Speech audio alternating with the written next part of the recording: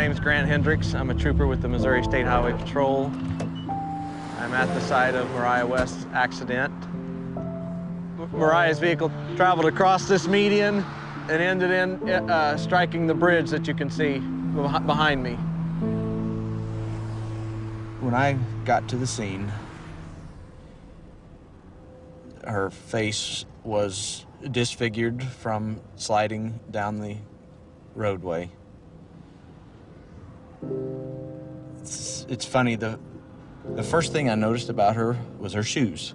Lying in the roadway in a large pool of blood, I noticed her shoes, and I thought, this is a young girl. That's the first thing I thought when I saw this. And at that point is when I noticed her cap and gown was still in her car. She was going to graduate the next day. It was just a really horrific scene, all because of a senseless text message.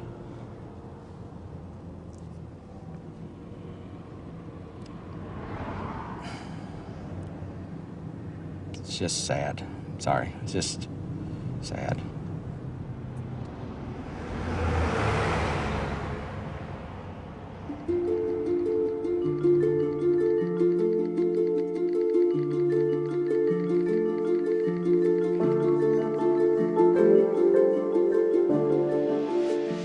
Ashley would text hundreds of messages every day. That was the way we kept in touch.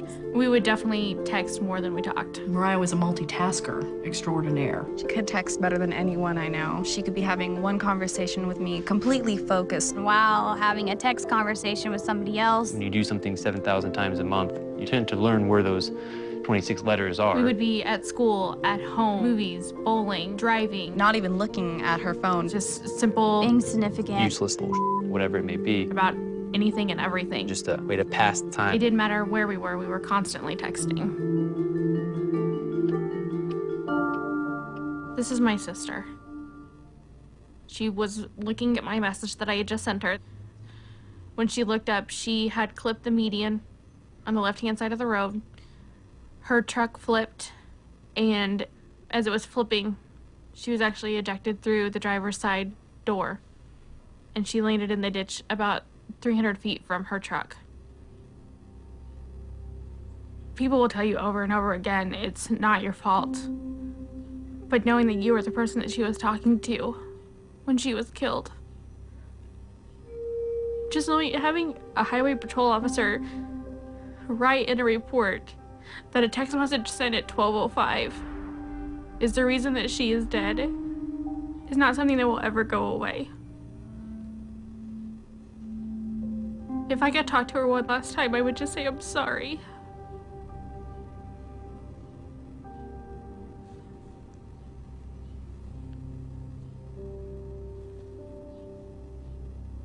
This is her cell phone that she used in the accident.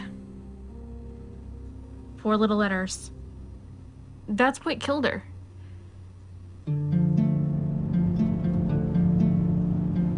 You never really think about it, but people associate drinking and driving as a dangerous thing. Your vision's impaired, your judgment's impaired. But if you look at texting and driving, your vision's not even there. You're not even looking at the road.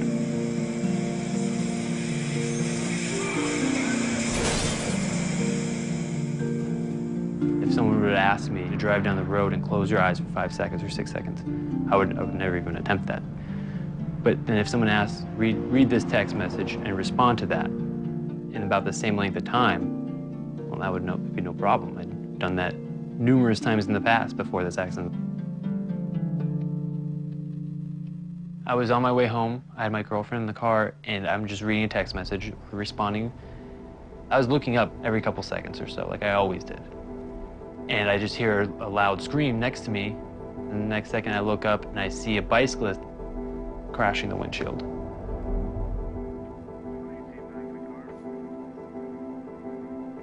When I got out of the car, he didn't have a pulse, he wasn't breathing. He wasn't alive.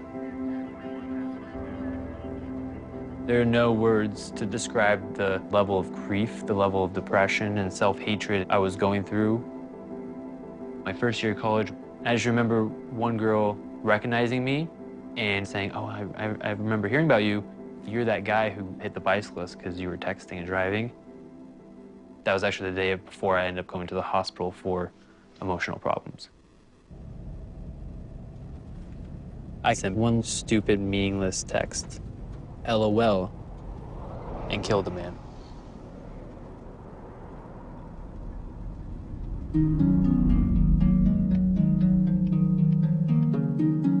People don't realize it could just take 3 seconds. I was going to the movies and the car just went directly into a tree and it was a direct collision. I was the passenger. I collided with the tree on my right temple and I was declared dead on the scene 3 times. I used to be able to drive. I used to be able to go for walks. I used to be able to run around town by myself. I used to have a job. I was normal. And all this, I cannot do anymore because they had the text. This is the text message that changed my life forever.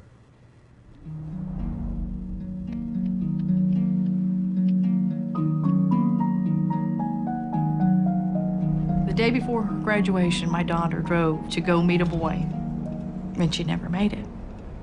Today, she would have been 19 years old, exactly.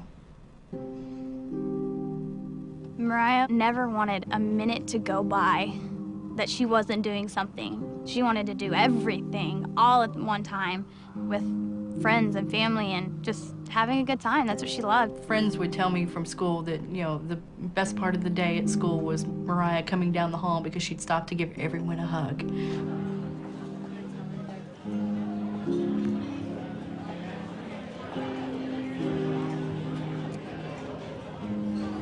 Okay, guys, in honor of Mariah. Happy birthday to you. Happy birthday to you. Happy birthday, dear Mariah. She met a guy who played baseball, and one evening she just spontaneously got in her car and said, "Hey, I'm gonna come watch his game." He was texting her to tell her directions of where she needed to go. And I guess she just looked away for too long. Where are you at, you know? Like that was it. One of her friends had no idea that she had been in an accident, so he kept texting. We ended up having to send him a text back to say, please stop. She's in critical condition in the hospital, and we don't know if she'll even make it. She always worked her magic, you know, and still to this day, without her being here, she's so much still a part of our lives every day. She was our sunshine. She really was.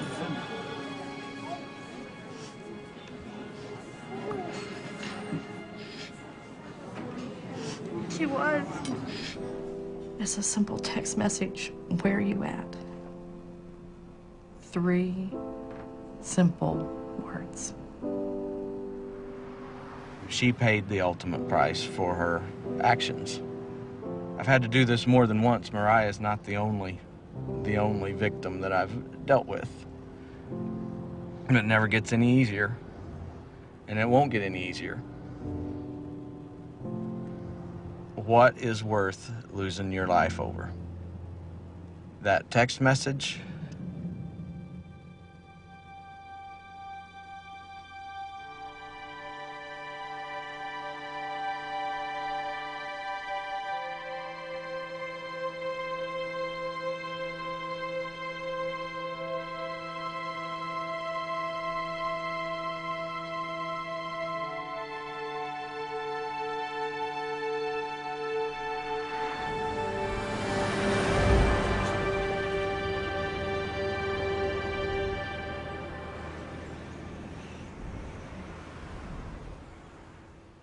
Thank you.